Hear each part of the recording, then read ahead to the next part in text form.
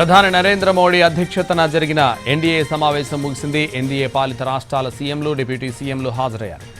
ఈ సమావేశంలో 2 తీర్మానాలను ఆమోదించారు. ఆపరేషన్ సింధూర్ విజయవంతం కావడంతో ప్రధాని మోడీని రక్షణ బలగాలను అభినందిస్తూ పెట్టిన తీర్మానాన్ని ఎన్డీఏ ఏకగ్రీవంగా ఆమోదించింది. కులగణన చేయాలని ప్రభుత్వం తీసుకున్న నిర్ణయాన్ని అభినందిస్తూ మరో తీర్మానాన్ని ఆమోదించింది.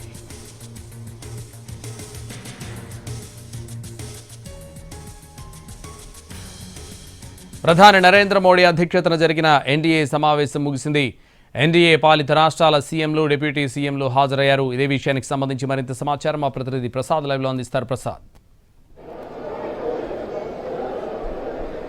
ప్రధానమంత్రి మోడీ అధ్యక్షతన కీలకమైనటువంటి ఉన్నత స్థాయి సమావేశం జరిగింది. ఇదంతా కూడా ఎన్డీఏ పాలిత రాష్ట్రాలకు చెందిన ముఖ్యమంత్రులు, ఉప ముఖ్యమంత్రులు ఈ సమావేశంలో పాల్గొన్నారు. మొత్తం 18 మంది ముఖ్యమంత్రులు, 18 మంది ఉప ముఖ్యమంత్రులు ఈ సమావేశంలో పాల్గొన్నారు. ఆంధ్రప్రదేశ్ నుంచి ఉప ముఖ్యమంత్రిగా ఉన్నటువంటి జనసేన అధినేత పవన్ కళ్యాణ్ ఈ సమావేశంలో పాల్గొన్నారు. ఆయన ఎన్డీఏ కీలక భాగస్వామ్య పక్షంగా కూడా ఉన్నారు.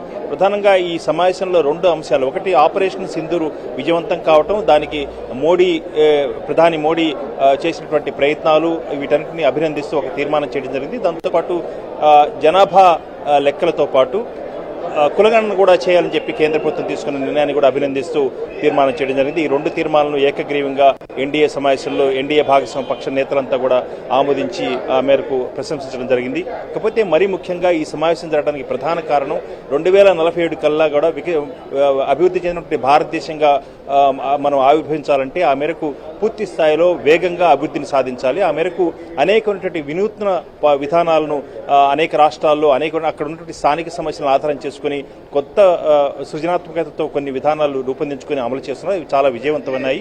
ఈ సుపరిపాలన ఏ రకంగా అందించాలన్న అంశంపై బీజేపీ సుపరిపాలన విభాగం సమన్వయంతో ఈ కార్యక్రమం జరిగింది. ఈ సమయంలో అన్ని రాష్ట్రాల ముఖ్యమంత్రులు కూడా ఆయా రాష్ట్రాల్లో వాళ్ళు అమలు చేస్తున్నటువంటి అనుసరిస్తున్నటువంటి విధానాలను చెప్పడం జరిగింది. అయితే ముఖ్యమైనవి, చాలా కీలకమైనవి కూడా ఇతర రాష్ట్రాలు కూడా దాన్ని ఆమోదింపు చేసుకుని అమలు చేసుకునేందుకు కూడా అవకాశం ఉందన్న అంశాన్ని మొత్తంగా అందరూ కూడా కలిసి కూర్చొని ఏ రకంగా కొత్త విధానాలను అవలంబించి ప్రజలకు మరిన్ని సేవలు, మరింత సంక్షేమ కార్యక్రమాలు అమలు చేయాలన్న అంశంపై ఇక్కడ చర్చించడం జరిగింది. ఆ తర్వాత మరీ ముఖ్యంగా ఇప్పటికీ అంటే ఈ సంవత్సరానికి 50 ఏళ్లు లోక్తంత్ర హత్యా దివస్గా ఈ కార్యక్రమాన్ని బీజేపీ నిర్వహిస్తుంది. ముఖ్యంగా ప్రజాస్వామ్యాన్ని ఖుని చేస్తూ 50 ఏళ్ల క్రితం 1975లో ఇందిరాగాంధీ విధించినటువంటి ఎమర్జెన్సీ వల్ల ఏ రకంగా రాజకీయాలు మలుపు తిప్పాయన్న అంశాన్ని దృష్టిలో పెట్టుకుని ఒక బృహత్తర కార్యక్రమాన్ని కూడా రూపొందించబోతున్నారు. అదేవిధంగా అంతర్జాతీయ యోగా దినోత్సవాన్ని కూడా గత 10 ఏళ్లుగా దశాబ్ద కాలం గడగా విజయవంతంగా బీజేపీ నేతృత్వంలో ఎన్డీఏ ప్రభుత్వం అమలు చేస్తుంది. అంతర్జాతీయంగా కూడా యోగాకు పెద్ద ప్రాముఖ్యత లభించింది. ఈ రకంగా ఈ కార్యక్రమాలను ఏ రకంగా మరింత అంతర్జాతీయ స్థాయిలో తీసుకెళ్లాలి, ప్రజలందరికీ కూడా దీనివల్ల ఏ రకంగా లాభం చేకూర్చాలనే అంశాన్ని భారత్ విశ్వగురువుగా ఆవిర్భవించేందుకు ఇలాంటి కార్యక్రమాలు చేపట్టాలని చెప్పి కూడా ప్రధాని తన ప్రసంగంలో ఉద్బోధించడం జరిగింది. ఈ రకంగా ప్రధాని ముగింపు ఉపన్యాసంతో ఈ సమావేశాలు ముగిశాయి. ఎన్డీఏ భాగస్వామ్య పక్షాలను కూడా నిర్ద్వందంగా మోడీ యొక్క నాయకత్వాన్ని అభినందిస్తూ ఆమెకు ప్రశంసలు కురిపించారు.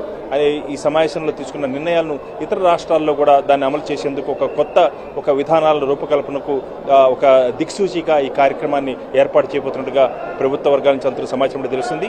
ప్రధాని కూడా తన ప్రసంగంలో ఈ రకంగా ఈ అంశాలను కూడా ప్రస్తావించడం జరిగింది. కాబట్టి ఈ సమావేశంలో అనేకమైన అంశాలు చర్చకు వచ్చాయి.